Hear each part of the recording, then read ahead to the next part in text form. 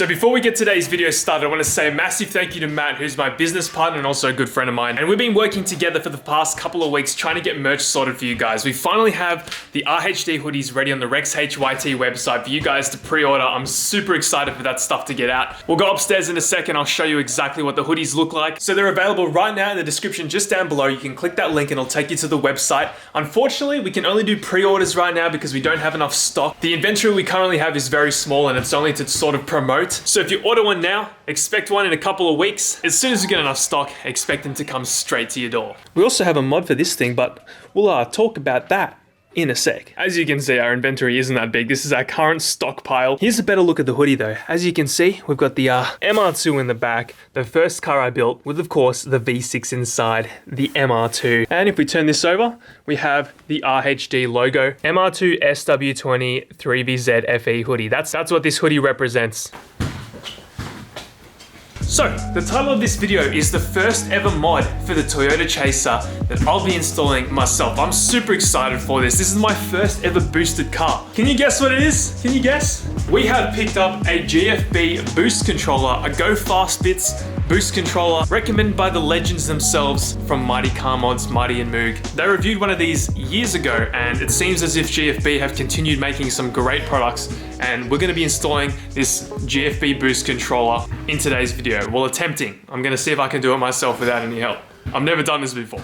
Like half the stuff I do, I've never done before. So when it comes to talking technical, I'm probably not the best guy to come to, but I'll try to explain to you what a boost controller does and how it works. I'm sure most of you have heard of the term PSI and pressure going into the engine. Let's just say you want to make 8 PSI. You don't want to make any more than that, because if you make any more than that, your internal combustion components, they might disintegrate and explode. It might not be good for the car, so everything has to be controlled. Now on a stock car, there's already a system in place to keep that boost level at a constant. It's called a wastegate, and what happens is the wastegate opens to relieve the exhaust gases going into the turbo, spooling the turbo up and pretty much dumping it back into the exhaust system. So this wastegate opens with vacuum pressure. How much it opens depends on the vacuum going to it and what your car's sort of like programmed to do. I don't know how to explain. So what a boost controller does is it connects to that vacuum line going to the wastegate actuator, and you can pretty much manipulate how much the wastegate opens with the boost controller. So the boost controller will send a sort of like different pressure to the wastegate actuator, and you can make that wastegate opener, actuator, whatever you want to call it, open less than it's supposed to. And what that's going to do is allow your turbo to spin a little bit faster, spool a little bit more, and then of course giving you more power, more pressure,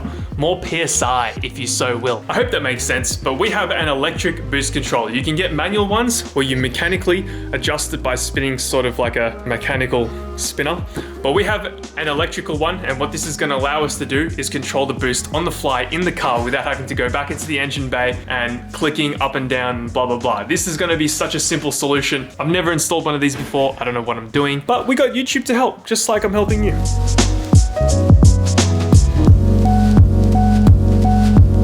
Buried beneath all these pipes and stuff, there is the turbo, located right down there. Not sure if the camera's going to pick that up. Just down there is the turbo. It's quite a large one for a stock setup. When you put a steel wheel on these turbos, you can make 450 horsepower with your injectors and ECU being the limit. What I think I'm going to do is start removing all this stuff so I can get a better look at where the turbo is, and maybe I can check like the wiggle on the turbo. I don't know if that's important, but we should probably do that.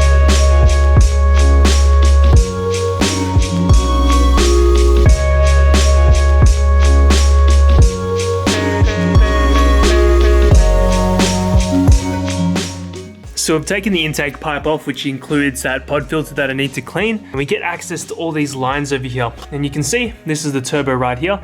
This is the compressor housing. And what happens is air gets sucked in through here, gets spooled up, span through here, and compressed through the turbo, goes through the intercooler piping and into the engine. Line right there should be the boost controller line that we're going to splice into, I'm pretty sure. Where does it go down into? I don't know.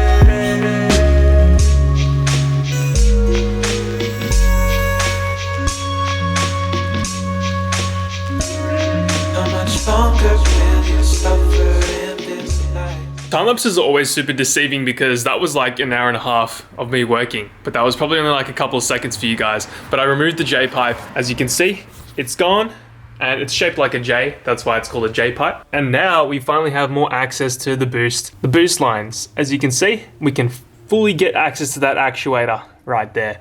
Play around with that in a sec. It's probably not the smartest thing that I'm installing a boost controller considering that the car's got some oil leaks and stuff, but we have cam seals, front main seal, timing belt and all that on the way. So we'll do that after when it comes. I'm probably not going to test the boost controller out until we get those parts. So don't roast me. GFB. All right. Oh, this packaging is mint. Unpack on table or bench to prevent parts from falling. Oh God, I shouldn't be doing on top of this. All right, let's pull this thing out. Hopefully things don't go everywhere.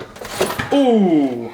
Damn. On the packaging as well, it's saying contact them if you have any problems. That's great for a company to do. Wow, here we have our module, our control unit. That's sick. It's even touch screen as well. Click, click, click, click. Page up, page up. Oh, okay. So we got some rolls here. Oh God, I'm gonna lose this stuff if I'm not careful. Looks like we have some vacuum lines and of course our electronic boost controller solenoid. Is that what you call it, a solenoid? Another toilet roll, 2 toilet rolls. Looks like we've got some T's for splicing into the factory vacuum lines and of course our wiring. Before we do that, I'm gonna go pick up Chloe because we need to get some shots for the merch. And I also need to send off some orders. One of these packages is going all the way to Jamaica. Benki stickers in Jamaica, guys. That's mind-blowing. Hope you enjoy your Benki stickers. What's your name again from Jamaica? Carlisle Madden. I really hope you get your stickers soon. Let's awaken the beast. Damn! Hello. Hello. Whoa, guys, look what I just spotted. Oh, is that it? Holy sh!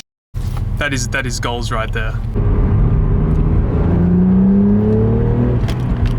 So the plan is to get some photos of me sort of like leaning over the engine bay and Chloe also next to me as well. Because these hoodies are unisex, so...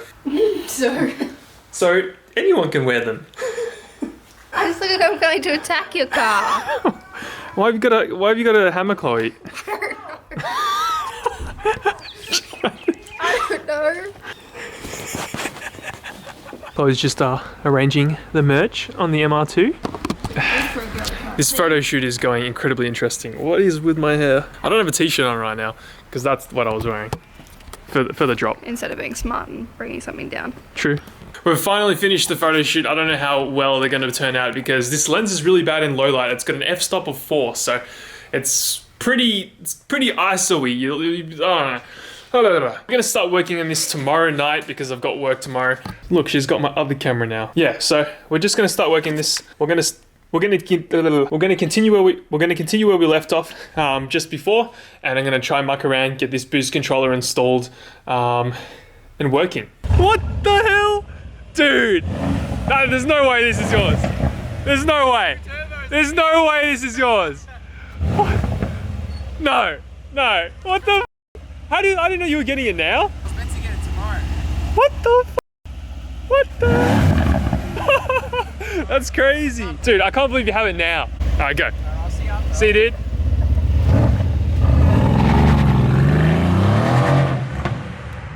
Holy sh**. What? Welcome back to the next day, guys. We're here trying to install this boost controller. Now, obviously, I'm not going to turn this on and start trying to make a boost or anything as soon as I get this because I'm not 100% sure what I'm doing. I know there's people out there that work with these cars that know exactly what they're doing. As you can see, finally got this vacuum line onto the compressor housing. That's where the boost sensor is. This is the boost sensor vacuum. And then you can see there's the actuator. You can see that. You see that little nipple right there? That's the wastegate line right there. Hopefully the camera's gonna focus on on that. I don't know why it's not. So what we're gonna do, so we're gonna put one vacuum line on there, one vacuum line on there, cut it in the middle, and then run it to the boost solenoid.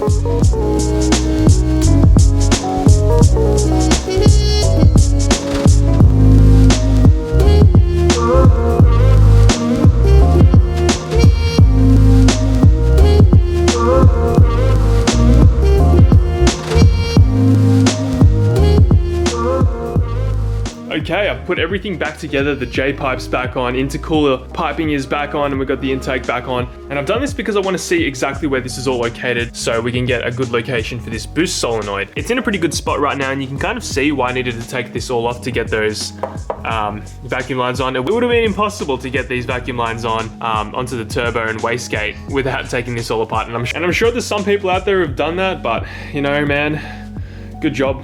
I don't know how you did that, but next thing that we got to do is do some wiring and stuff. We need to bring these cables all the way through to the firewall.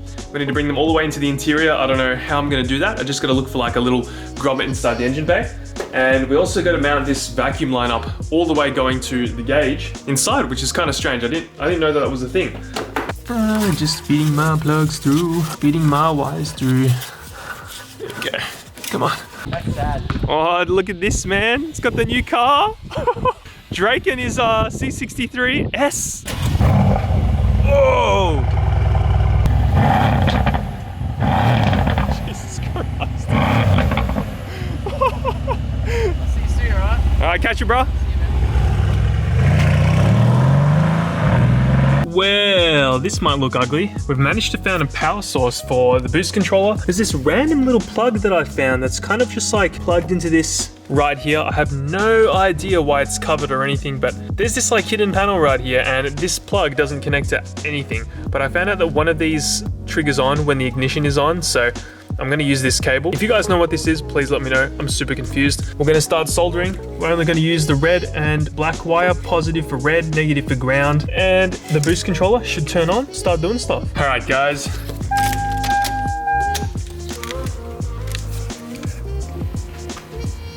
Oh, yeah, baby. So guys, I've finally installed the boost controller successfully. I've got everything wired up. I've got the positive, the negative, and everything works now. I've also put the interior back together. And look at this. I've got Mr. Nathaniel on the phone with me. I'm in bed. He's in bed. And I just showed him and walked him through everything that I've done. But if you put the key in, the ignition, boost control, oh, I don't know if the camera's gonna pick that up, but the boost controller is working. And if we go to settings, the only thing that I know how to do on this thing is change the color of it. So I can change, oh, what the hell what have I done? Oh, you can change dude, you can change the colors of them individually. Okay, color, there you go. So I can change the color of it, guys. Nice, nice, nice. But yeah, everything works. I don't know how to use it, so I'm not gonna bother testing it out until tomorrow. Guys, the Passat's getting coilovers. The Passat's getting coilovers. He's gonna have a slammed wagon. Yeah. You excited, dude? Very excited. It's gonna handle better than the Sylvia. Yeah, the Sylvia is a bit sketchy, isn't it? It's a Benke Sylvia. Benke Sylvia, that's the first time I'm hearing that out of your mouth. Well, you're hearing it from the creator's mouth. Oh, that's true. You did create the Benke name. I'm pretty sure I told people that. I'm pretty sure I did, but Nathan came up with that idea. So here's the work that we've done so far. Excuse this, I haven't put the intake back on, and yeah, there's Nathan again. Everything's sort of connected up. You see the wiring is also really clean. I've also put zip ties everywhere, so there isn't any sort of like flapping around, and it couldn't touch the hot side of the turbo at all, which is good.